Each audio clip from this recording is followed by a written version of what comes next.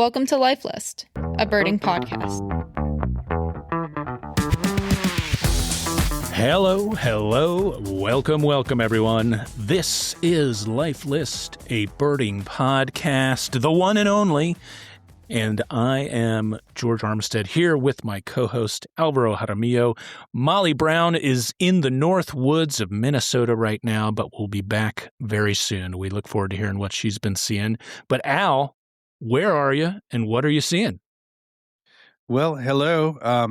I'm kind of almost like in the South Woods of Minnesota in a sense, right? Because Minnesota's north of here, but I'm in Ontario and it is frozen still. It is pretty, I feel like, I went snowshoeing the other day just out of the house, and that whole experience was pretty wild. Like you just slip on some snowshoes and walk right out of the house into the woods.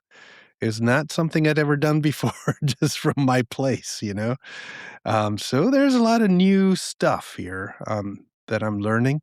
I also learned that snowshoeing is pretty hard, especially for, a person who doesn't do it very often. And there's some muscles that you use that you never use otherwise. I've heard it's hard work. It's kind of like cross-country skiing. You get a good workout from that. I was sweating. I actually came back and I had to peel off layers, and it was well below freezing, and I was hot out there, and I was searching for owls, and I saw none. So nice. That is a pretty typical owl searching experience that I have around here. I struggle to find them and see them, but honestly, I should get out and after it a bit more. I will say that, much like where you are now, a lot of us in the eastern United States are still covered in snow and ice. It's, here in the Philadelphia area, it's not uncommon for us to get snow once or twice in a winter. It is uncommon for us to get more than 5 or 6 inches, and it is really uncommon for us to get, say, 8 or 9 inches of snow, followed by, an inch or so of freezing rain and sleet that then coats all the snow, and then to have basically sub-freezing temperatures for 2 weeks following that, such that there is no snow melt. So, man, I'm seeing a lot of parking wars going on. The social media is definitely, there are people that are sort of gasping and terrified by the parking wars that are ensuing. People are leaving nasty notes on cars at each other. They're doing even much worse things than that.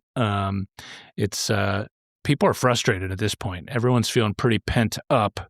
I'd say the one saving grace here is that the feeders are chock-a-block, and there's just usually there's some birds in the yard, but with this winter, the way it is like pretty much constantly there are dozens of birds visible in the yard, and that is fun. Mm-hmm. Yeah, I was in Toronto, when I got in and hung around for about a day, and it was the city winter with the issues of people, needing to park, and there's snow everywhere, so there's snow covering parking spots and people, trying to defend their parking areas, and the roads are kind of a mess.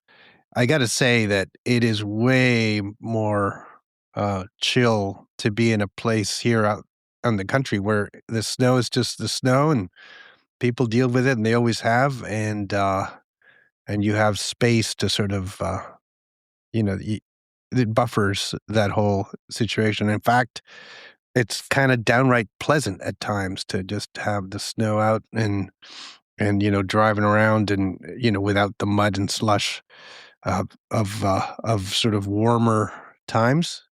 And definitely, I think it's a city thing, and it's how prepared the cities are to handle snow. It's tough for some place like here where we went 2 winters in a row with no snow at all. So then, I feel bad. I feel like the mayor, has to defend whatever, like if things don't go perfectly, people are furious, and in some cases justifiably. But at the same time, it's like, a big town, tough to service a lot of these smaller roads. Yeah, I feel like it's kind of a no-win situation, but. Yep. It's, I think, it's all about preparedness and how used to it people are. And, I think, your situation, my situation is not nearly as bad as what we've heard from folks in, Nashville, Yeah, right? Tennessee, what's going on there is Tennessee, crazy. Yeah. and nobody's talking about. I'd like to hear about what the birding situation is there. Probably nobody is having time to, like, watch birds if you don't have electricity and, you're still in sort of this cold, icy, frigid situation that you're not used to. But, ice in particular is, and what they got, which was a sort of freezing rain ice storm, I think would be really, really, impressively difficult for wildlife and birds in general that need either ground access or berries. So, woodpeckers probably can do their thing and, anything that's sort of crawling around or anything that's stored food in vast quantities, they're still gonna have some Yeah, jays and access to that woodpeckers look pretty chickadees. Yeah. happy at the moment. Those jays and Yeah. woodpeckers, they still have plenty of bounce in their wing flaps as we're seeing them around. But what does a Carolina wren do in Tennessee with all the ice and so forth? I mean, obviously, you don't wanna downplay the human element. It's the same kind of thing we always wonder about with, big storms or hurricanes. We know that they're a tragic for the folks that live in them or survive them, but we always wanna know what the birds are doing and how they're surviving or if they're moving, if they're, how have they changed in their behavior? And, if anybody, in that situation can sort of, let us know sort of what they've seen that's different, perhaps, for a little bit of a respite from all the issues people have gone birding, but I could imagine that it's even difficult to do so if you don't have the right, spikes on your boots and all Right. that stuff. Might not be able to get Yeah. out there much. I do know our friends, Katie Fallon and the organization, they run the Avian Conservation Center of Appalachia, where they do a lot of wildlife rehab. Molly is a volunteer there. They reported kind of soon after the storm in West Virginia that they were getting tons of reports of grounded loons and grebes in West Virginia, this is, mind you, and that I think they had gone and rescued, I think, 3 different red-throated loons, which, Yeah. pretty unusual inland. And they had video that they posted. This is the ACCA in West Virginia, Avian Conservation Center of Appalachia. And so they had rehabbed one of the red-throated loons and had set it free on a I think it was, I don't know if it was a big river or a lake, but that I thought was interesting and makes you wonder about what else is out there that people aren't even seeing and keeping track of. Just a couple days ago, and I don't even know if this is related to the storm or not, but day before yesterday, I guess it was, a juvenile trumpeter swan showed up on the lacrosse field of Temple University here in Philadelphia, which is a pretty weird sight. Like somebody, I think passerby took a picture of it with their phone, and it's like a turf field that's mostly covered in snow right now, but there's a juvenile trumpeter swan that was just like sitting there looking a little out of sorts. Yeah. And I think a rehabber was on its way to grab it, last I heard. So hopefully that has taken place. But I have never seen a trumpeter swan in Philadelphia, and I thought about hustling over to try to at least see that thing, but of course it's not really the way you want to see it. You'd rather see one looking happy and healthy along a river or maybe at the Heinz Refuge or something.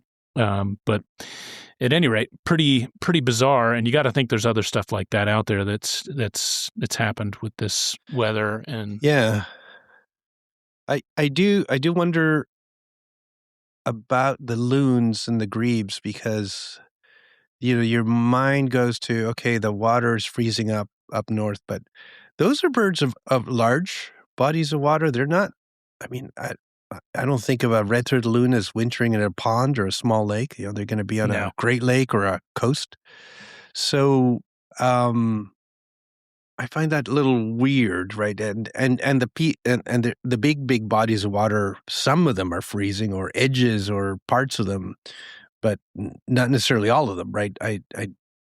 I don't know what's exactly north of you, if it's like the Finger Lakes, but I gather they would still be open. I don't know. But it makes me wonder if access to food is what changes. Like, so the cold may not freeze the water, but it may make the fish move or to deeper water or whatever it might be due to oxygen concentration. Who knows? I'm just making stuff up, but right. Which is what I tend to do. But because it's better than just sitting here saying nothing. Just lie, for God's sake. Yeah, that's right. Yeah. Get creative, Yeah. You get creative. But you do wonder why that would happen.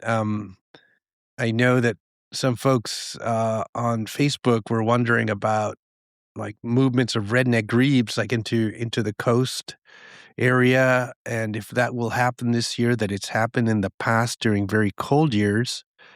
And I assume that what that means is that redneck grebes wintering farther north on the Atlantic coast move south, rather than inland wintering, which there's not that many of them, move to the coast. But then, Lake Erie is frozen, and Lake Erie has birds. So all of those ducks, geese, but just, it might be more run-of-the-mill ducks like mallards and black ducks and so forth, that Canada geese. Where'd they go? Right. I mean, and how far south did they have to go to find better habitat? I don't know. It's the kind of thing that when we have a big network of MODIS towers everywhere, you could actually start randomly tagging common birds, and then when the right situation happens, you could answer a question like, what do these birds do when it gets cold? It wouldn't have to be a concerted project on it. You just sort of tag a whole bunch of local birds, including common ones, and see what happens, Yeah. Yeah, you do wonder. I have had my highest counts of white-throated sparrows for the yard here during this last week and a half or so. And I just wonder, there's some other feeders around, although there's not a lot of feeders actually in my neighborhood that I can tell. But the most interesting and fun thing, I mean, I think I mentioned maybe recently that American tree sparrow is like the one. That's what I want. I know, Al, you got those up there, but for me, like we're kind of typical winter. Where I am here is kind of the edge of their wintering range. They don't get much further south than Philly usually. They start to get pretty uncommon south of here, but you get a big storm like this, they got to move around a bit, and I've been hoping and looking, but to no avail. But I spent quite a bit of time over the weekend watching the feeders, and after I'd been kind of, checking them routinely, all of a sudden I had 2 fox sparrows turn up, which is only the, while they're pretty common as a winter bird here, in the yard itself, it's only I hadn't had them here since 2022, which was the year we moved in. And so that was pretty exciting. And one of them is still hanging out and feeding. I'm kind of like curious where the other one went, but but it starts to make you wonder, those birds, they didn't show up for a week and a half. These fox sparrows, they must have run out of food. Wherever they were, they ran out of food and they had to move. And I'm not far from a big patch of woods that's got good numbers of them usually in winter, or at least some numbers.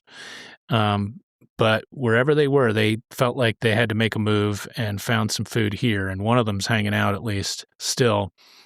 And I know other people have been talking about flocks of horned larks and long spurs, and photographers, I think, are doing very, very well on those.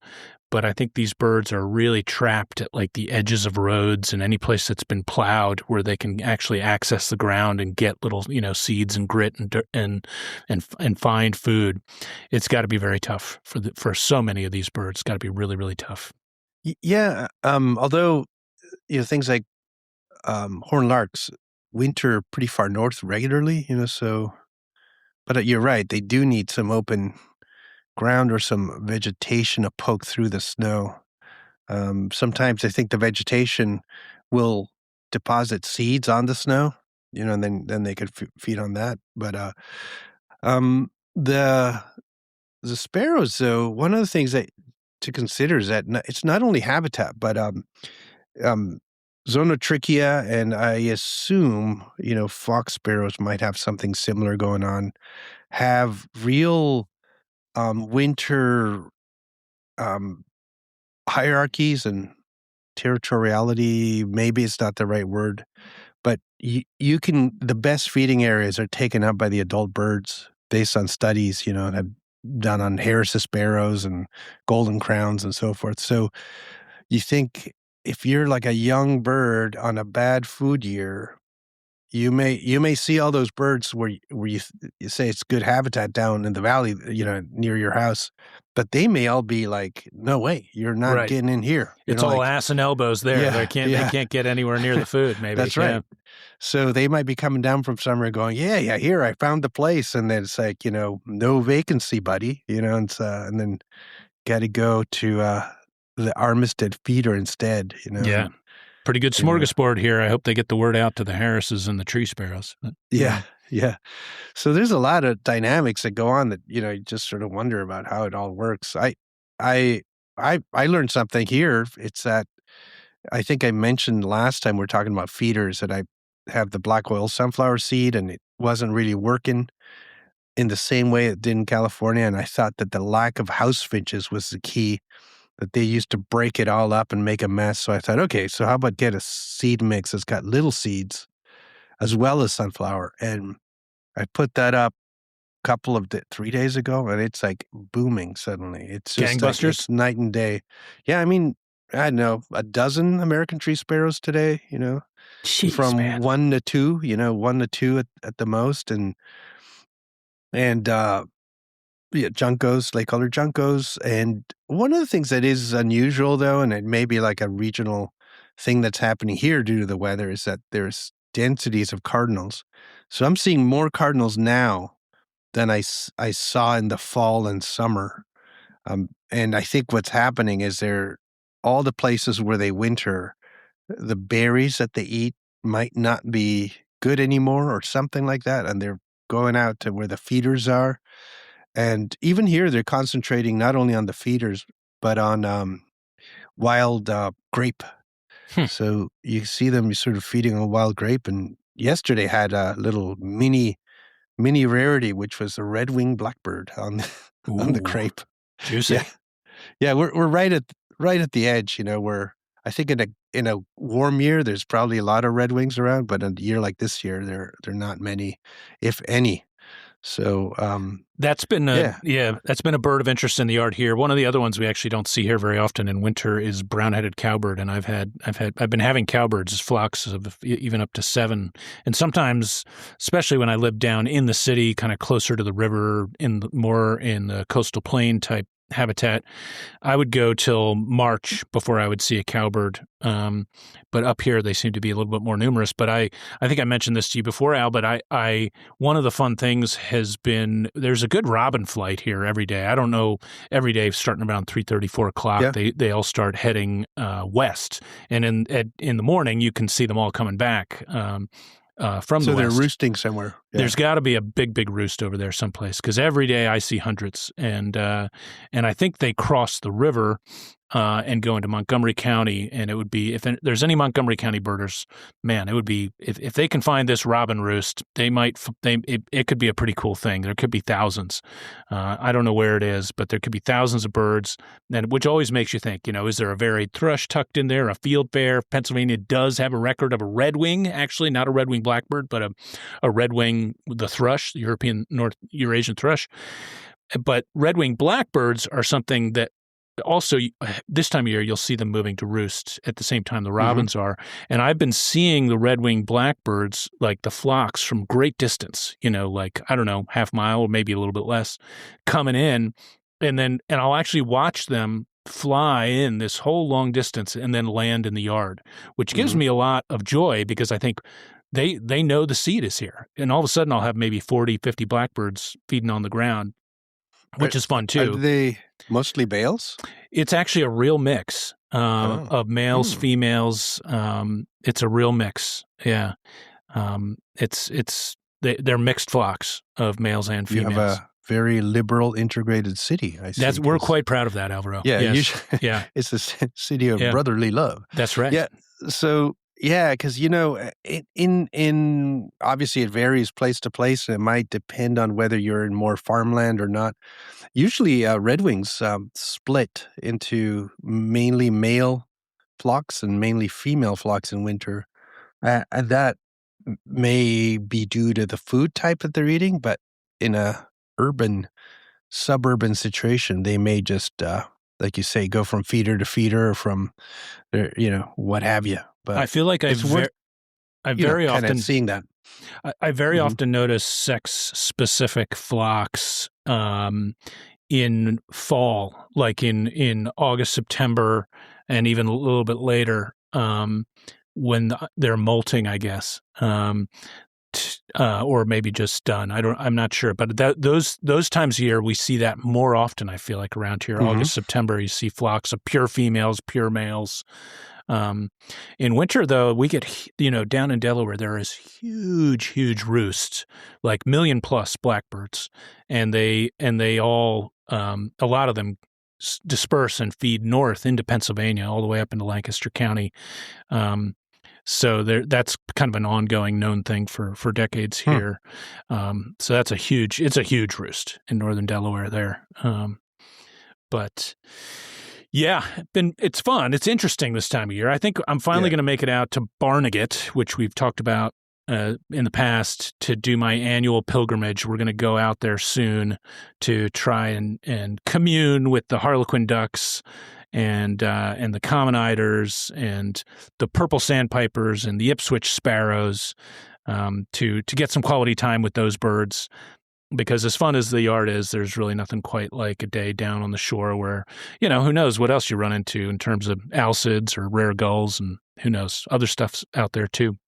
Yeah, Ipswich sparrow, I always think about that mainly because, Jim Rising, my supervisor, studied Savannah sparrows, and he found that there was basically no, throughout the continent of North America until you got to California, there was no geographic variation of major sort of significance. So an Arctic breeding Savannah sparrow and a Kansas breeding Savannah sparrow are pretty much the same thing.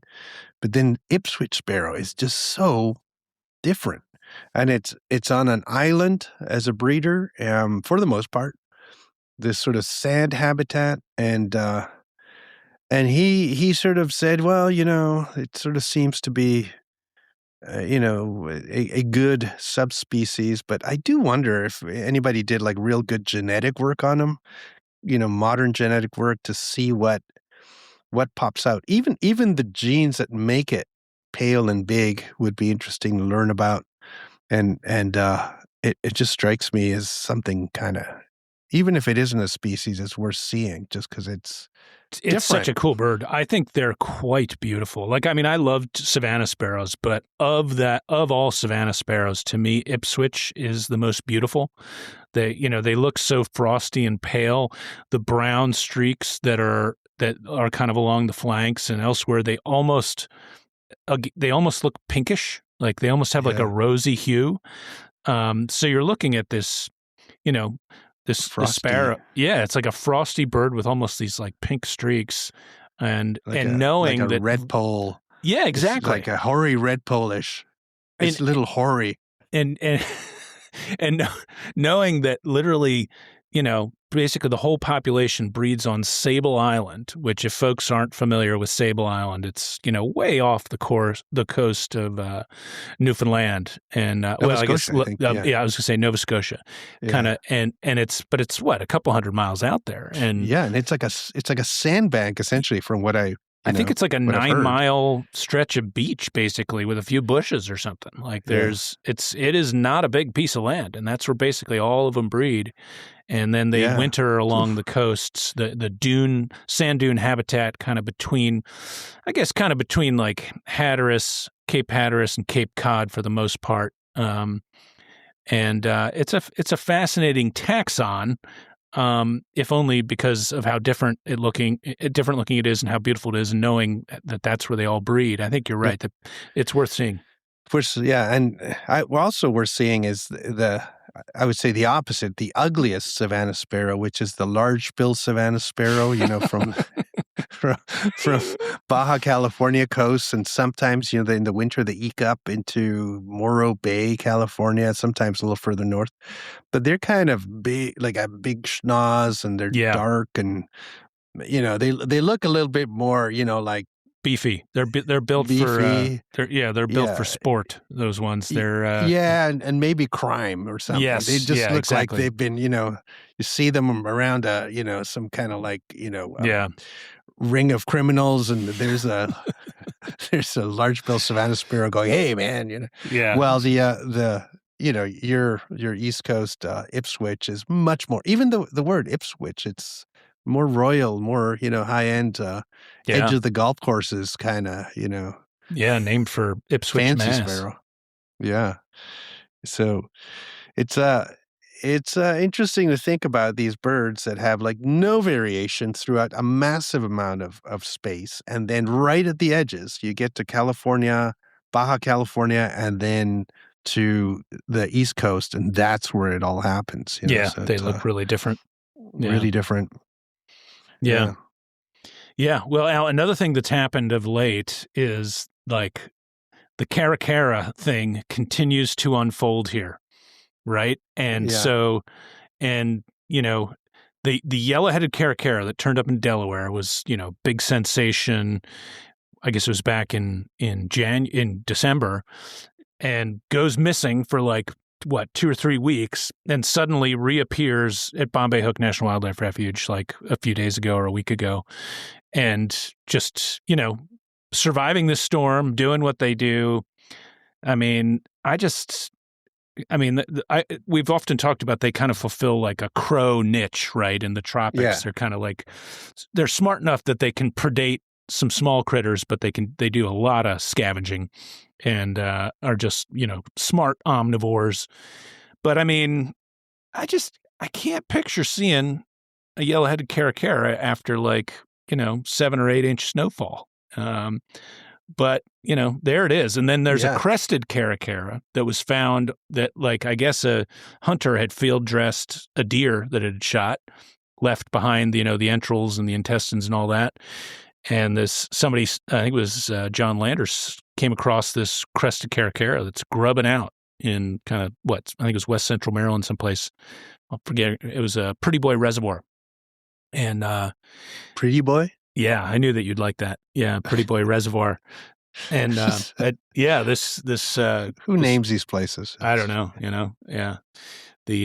I'm not sure we want to know too much about the origin and the name of that place, but at any rate, it's crested caracara is also continuing to show up in weird, unexpected places and unexpected times. What do you think's going on there, Al? Well, people are just releasing them left, right, center, of course. Listen to it. No. Nostradamus strikes again, everybody. Here's the thing. They move a lot, cresteds. They have like disjunct distribution, in North America. I can see that thing just suddenly, one of them going, I'm going solo, going north, going somewhere. Feels like all of them are rogues, All crested caracaras are rogue birds. Yeah. Yellow-headed, I think, get here on their own, but using ships. The distribution of where they're showing up doesn't make much sense to me. Yeah. and yeah, there might be some birds that have sort of this urge to move as in the edge of their expanding range, and I wouldn't be surprised if people started showing up with photos of caracaras on container ships and so forth. Yeah. Well, and the one in Delaware famously showed up at the port of Wilmington, which, as I understand it, is a spot that, like, I think a very large number of, like, the East Coast bananas from, like, Chiquita or something come in there. At any rate, at the very least, it is a port that is a busy port with big ships coming in. And certainly I feel like that could be the case in Florida where these things are turning up, and maybe in Texas too. Yeah. But yeah, I mean, and I feel like it's kind of two things, right? With the yellow-headed caracaras, as you noted, their range is expanding. I think it's kind of like southern lapwing or pearl kite. Yeah. Some of these other birds where as there's more and more deforestation, they do pretty well in kind of once cut over secondary growth, kind of suburban type habitats or even, semi-urban habitats. Even thickneys might be doing that. Yeah, that's right. Yeah. So I feel like some of that stuff is both moving north, and then if they in the case of yellowhead caracaras, they might be able to make a pretty good living on a big ship, just scavenging whatever, until they make land someplace. I also think a lot of the people that talk about ship assist and have issues with that need to probably get over that, because at this point, if you were to look at, one of the apps showing ships all over the oceans, it's basically we've created a ton of man-made islands everywhere, and almost anything that finds itself out at sea can probably find a ship, if it's reasonably lucky, or in certain shipping areas would find, a bevy of ships that it could at least take cover on, if not actually maybe find some food. Yeah. And, totally separate issue with the caracara. So it's the snow bit. If you go far enough south, different populations of caracaras actually regularly are in snow. So chimangos and the southern population of crested caracara, the one that used to be called southern caracara, regularly in snow. Yeah. Then of course you've got the white-throated mountain caracaras regularly in snow. So there is some aspect of it that the snow and the cold doesn't really, the group itself can handle that. Whether these individuals have the genes and the feathering and the know-how, that's a whole different question. But you could sort of see maybe some adaptation where you think, oh, I didn't see that coming, but it's there. It's totally different than if you plucked a banana quid and stuck it in the snow. It's probably it's like there's nothing in that gene pool that is I can handle this. Yeah, I think if you think of crested caracara from it's more jarring for us if you think about pulling them from South Florida where we normally see them, or from from Texas or the Southwest. Where we're more akin to like going south to see them. But then, of course, as you say, you go down to Patagonia and southern caracaras do very well. Yeah. Yeah. Interesting. Like why those species, right? I mean,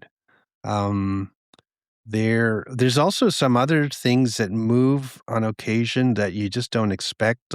Anis are just if you saw an Ani in Newfoundland, people would be very excited and it's like, how did it get here? But I think those things probably get there on their own. They're highly mobile, just like a lot of rails are. But we don't give them that, sort of benefit of the doubt. There's a fascinating record from near here of an Ani. I can't remember actually which one it is. But there was an Ani from Petty Island, which is an island on the Delaware River that I think is technically part of New Jersey.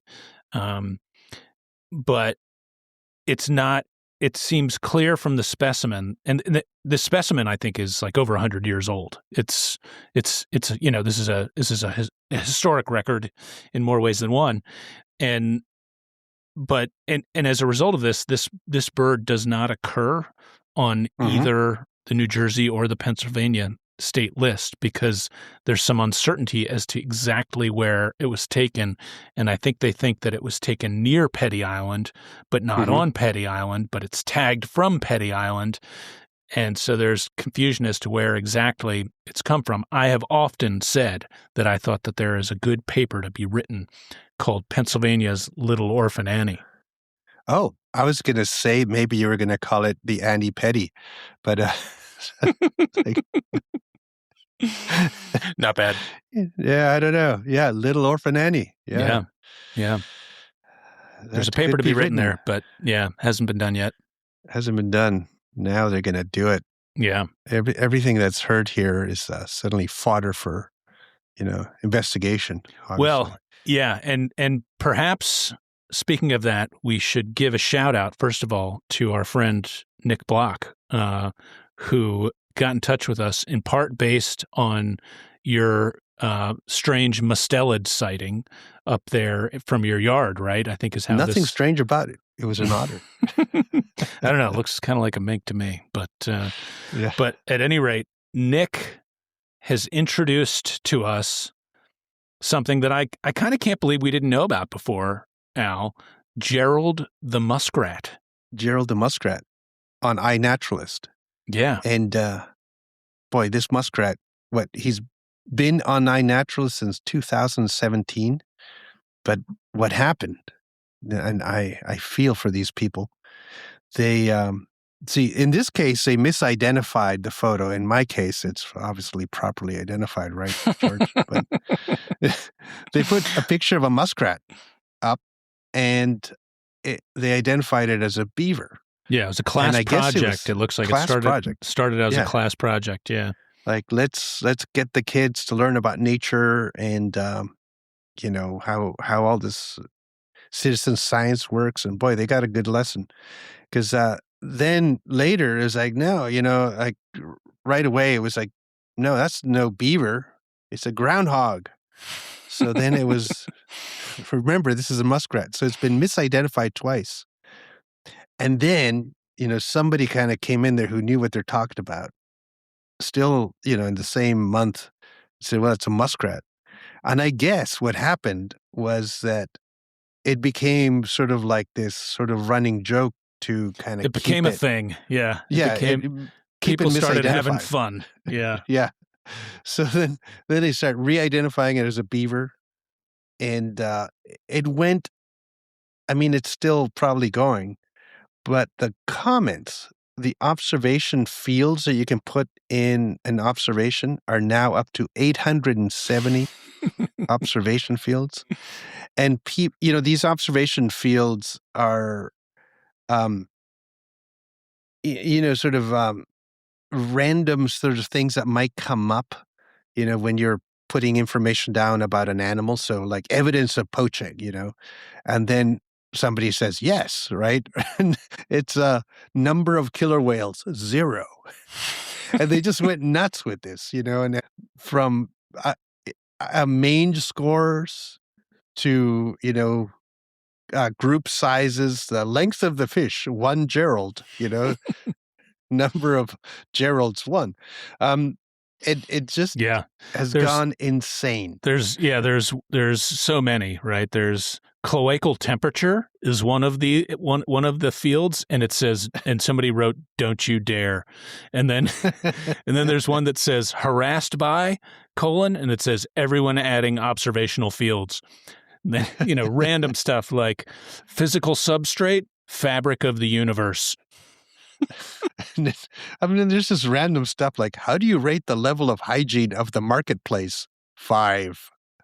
It's just, you can go and spend some time here, especially if you have important things to do. This is a great place to look. And we should put the link. It's iNaturalist observation 5890862. 5890862. 1-800-5. Yeah. Yeah. We did learn though that you can. So when the community identifies some things as such, and you think the original observer think it's something else, you can actually lock in your own ID. So Yeah, that's which an Alvaro interesting may be thing that forced to Nick. do. May be forced to do soon. Yeah. I may let the community, Speak its will. look around in there, Yeah. and just sort of see how we get, to some kind of resolution. But I'm looking forward to getting another several years of data and see how long it takes me to see a mink around here. Because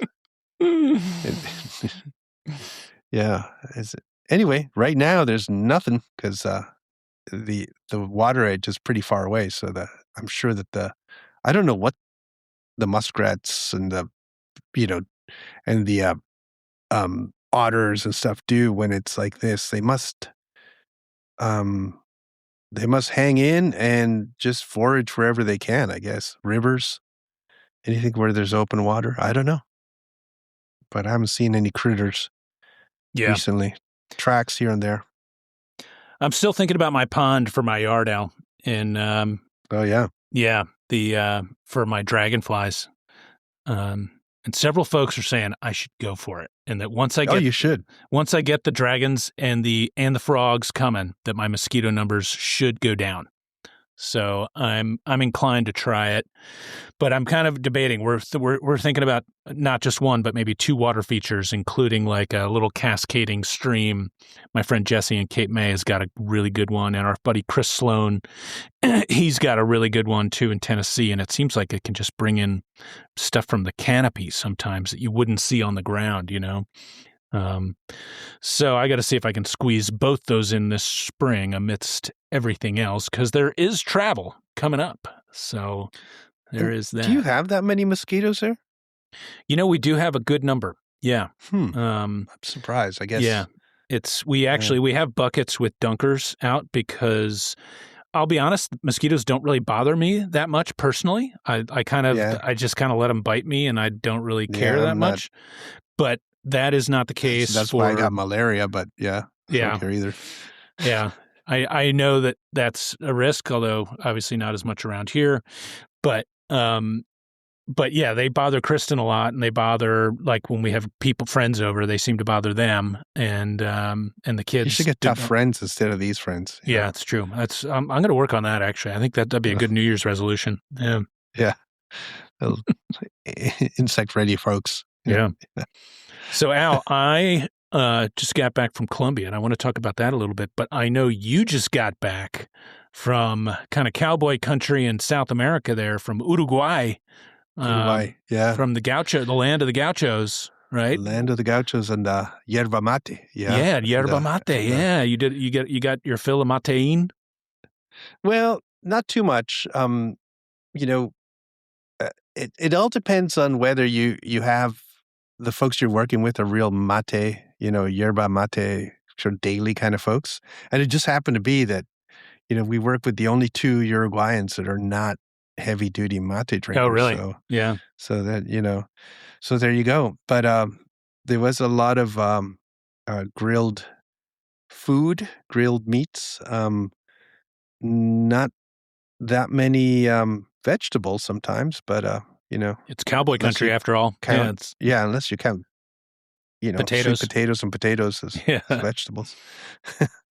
But it was great. It was a fun private group that friends, people that know each other and that I've known for years, and the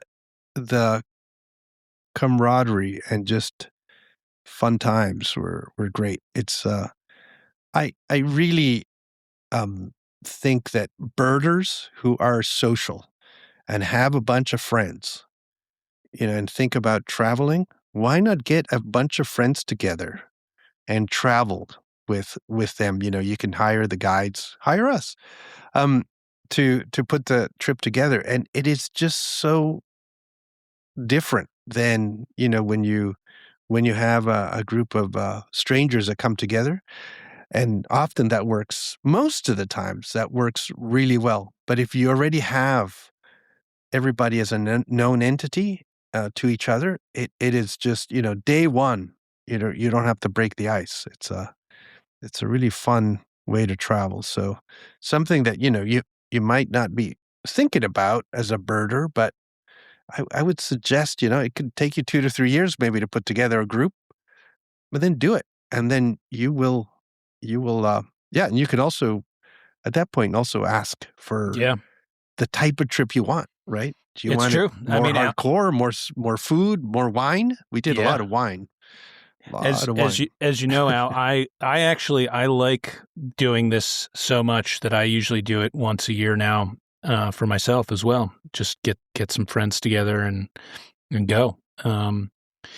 And sometimes it's for I don't think I've ever been invited to these. Oh, you're always invited. You know that. Yeah. But Alvaro, he's a tough get. He's a tough get, I'm But a busy boy.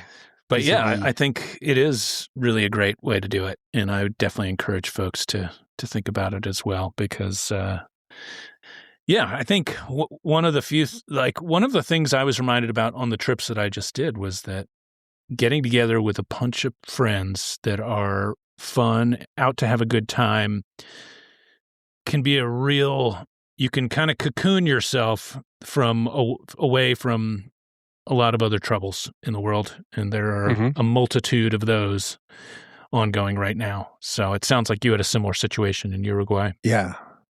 Yeah, and we also just got really lucky with a bunch of some of the real grassland birds. I mean, first time I'd seen the sharp-tailed tyrant, which is a southern grassland bird for decades. Lesser grassfinch, wedge-tailed grassfinch, bearded tachuri. Yeah, that's such a great little flycatcher. Fantastic birds, grassland specialists, and it chestnut actually seed is eaters, bearded. marsh seed eaters. Yeah, it is bearded. 3 species of reed hunter. In fact, all of the world's reed hunters, right? Curve-billed, straight-billed, and sulfur-bearded. So, that's hot. I forgot that they made sulfur-bearded into a reed hunter. That's cool. Reed hunter, yeah. Yeah. So, last day birding. It was the last day birding, second last day birding, just out of the blue. Bay cap wren spinetail, another crazy grassland bird. Cool song, really cool song. A lot of these birds have really cool songs. Yeah, you're mentioning, and that bird's restricted to Spartina grass. The straight-billed reed hunter is restricted to these eryngium plants. They have such specific habitats, and they're getting rarer and rarer as agriculture mainly. Actually, it's not cattle ranching that's the issue over there. It's sunflower and soybean. So those two and other crops actually essentially wipe out any habitat for native birds. It's amazing how much soy is a problem in northern South America. Yeah. But cattle in this part of the world, cattle actually maintains a lot of the wild habitats. It's not pristine, and some of the grasslands need no cattle. The sharp-tailed tyrant. It can't be in any place where there's been any grazing. It's got to be an old grassland. But sometimes that happens within the realm of cattle ranching, where you have old fields, newer fields, and so forth. Some of the best birding I've done in the Pampas are in cattle ranch areas where there's some habitat that's kind of doing more or less okay.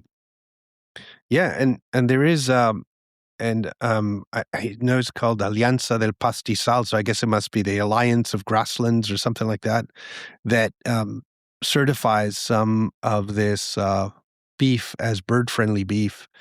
So where they have certain protocols to maintain the habitats for wild birds within the cattle ranches. And I think you could do that kind of thing in some parts of the West in the U.S.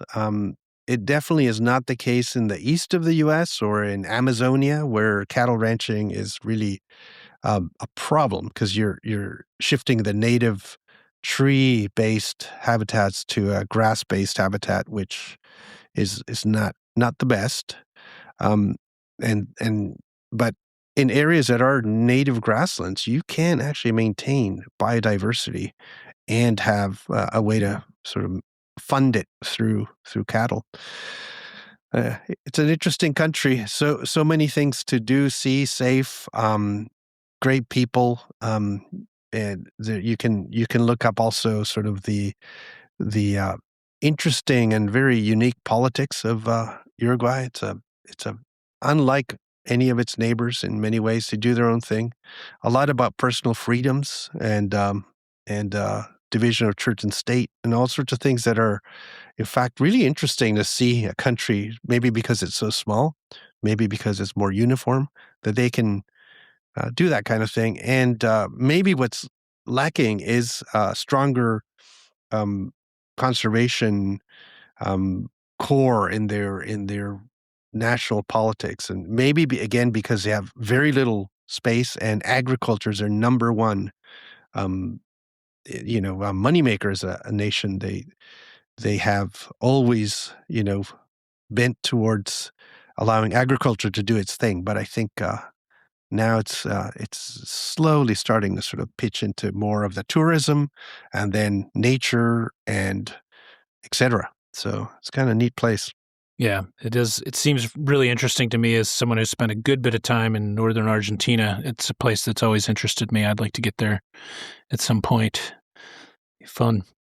Yeah, well, I just returned from not one, but two back-to-back Santa Marta's trips in northern Colombia, and which really it's focused on the Sierra Nevada de Santa Marta, the Santa Marta Mountains, and the Guajira Peninsula, and which is mostly well known amongst birders for its dry forest and for being the home of what I like to call the third cardinal, or not because it's in third place, but just because it's one of three in the genus Cardinalis.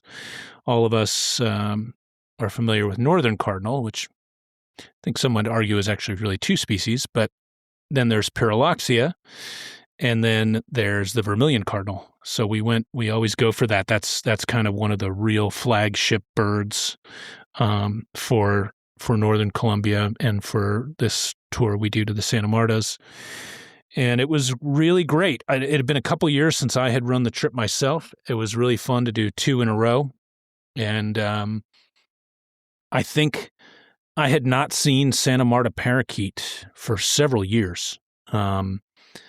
I want to say maybe 4 or 5 years since I'd last seen Santa Marta parakeet. In the first tour, we did not connect with any, which is what had been happening for almost everybody that was going up to the San Lorenzo Ridge there. That's kind of, for many years, as the flagship species. It's an endangered species that they're thought to be less than 1,000, probably less than 500 now in total population. And the habitat just doesn't seem to support as many as there used to be. Our second trip there, all of a sudden we heard some. And before you knew it, we got out of the car before we even saw them. And there was a couple, and they were feeding up in eucalypt trees, which was kind of funny because, that's a non-native tree. But then we kind of, we enjoyed them for a while, went about birding. The 3 or 4 birds that were there in the eucalypt took off. And then, I don't know, an hour later, we had a flock of 20 Santa Marta parakeets come in and land right overhead. And man, it was a thrill to just see a flock of that size. I don't think I'd ever seen more than like 5 or 7 before. And of course, I hadn't seen any for, a number of years. So it was thrilling to see that. But it's really just a fun place. And I think one of the things I'd really forgotten was how great the seafood is on that trip. The seafood is just great. A lot of robalo, which is a snook, I guess, as we would call it, and a lot of calamari and just wonderful seafood. A lot of shrimp in the town of Camarones is where the Los Flamencos sanctuary is. The Los Flamencos. So you go to shrimp to see flamingos, which stands to reason. But there's really great food.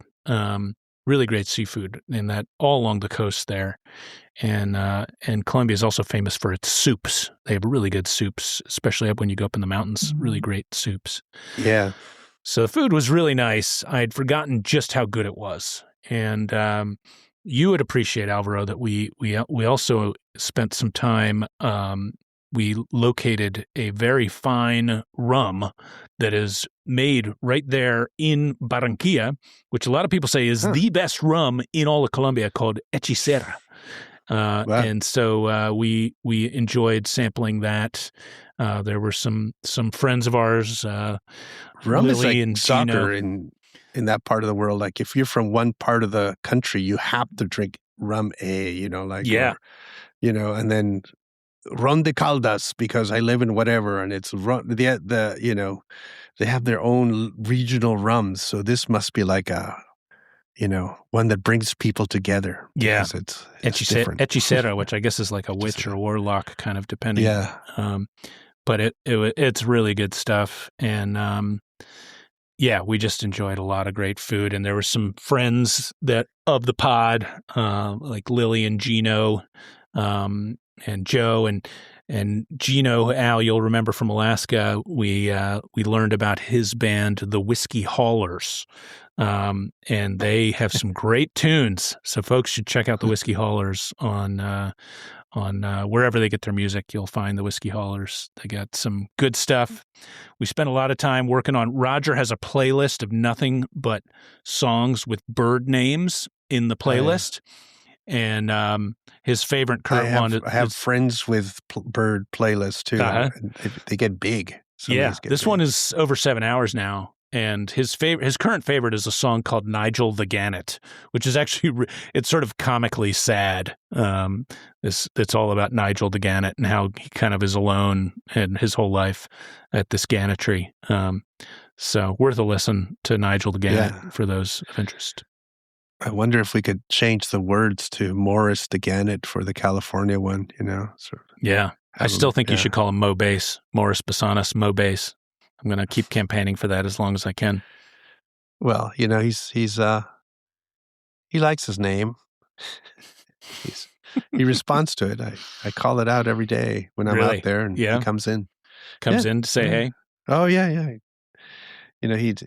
I put a fish in my lips, and he comes and grabs it straight from my lips. Yeah. Oh, man. It's wonderful to see. And I dance with him like cranes, the crane people dance. So he does the... Nice. Nice. Well, Al, you are soon off for Japan. The wilds of winter in Japan. I got myself into a situation where I come back from Japan and I have 1 day at home before I got to go to my next tour. Wow. And how did I get into that situation? I don't know. But there was movement of trips that had to be done, and I did it without sort of looking through all the consequences. But there you go. There you go. I probably shouldn't even go home. Yeah, that's going to be a tricky one, but happens every now and then in this biz. Let me end with something very quick, though. I'll take a second because I just read it today and I thought it was pretty interesting. And I'll summarize this. But there's this set of papers that has come out on the genetics of wheat ears. And if people know about wheat ears in the old world, they kind of vary. They can have like black throats, white crowns, black backs, pale backs. Yeah, like even within species you're talking about. Yeah. Yeah. And when they did the genetic sort of breakdown of who's related to who, birds that were unrelated look like each other, and then birds that are related to each other sometimes don't look like each other. So you're like, obviously this is wrong. And they got a hold of, like, they went deeper into it and they actually sorted out the genes that create the patterns of these wheat ears, the actual what they look like. And it's a single gene that gets messed with that creates the various different patterns. And they've, through hybridization over their history, have passed this gene around. And it seems that it can get switched one way or the other. And you can get a situation where two birds that look really alike are not related to each other as much as another wheat ear that doesn't look alike. And you start thinking, we've always made the assumption that if you look alike, you're related to each other more closely, right? But it may not be if there's some simple genes that can turn things on and off or switch them, like dark throat, pale throat, dark back, pale back. And then you start kind of going through other birds and go, maybe that's happening in multiple things. Ducks, right? I mean, there's a lot of recurring patterns in ducks that, the little white on the flanks or whatever, and I thought it was kind of interesting. I probably did too quick a summary of that, but we can put it later in the notes, the paper, and you can look into it. But I thought that kind of opens your mind to something that we don't think about too much. Things that look alike aren't necessarily each other's closest relatives if those patterns are created by a simple gene that gets switched on and off. Boom.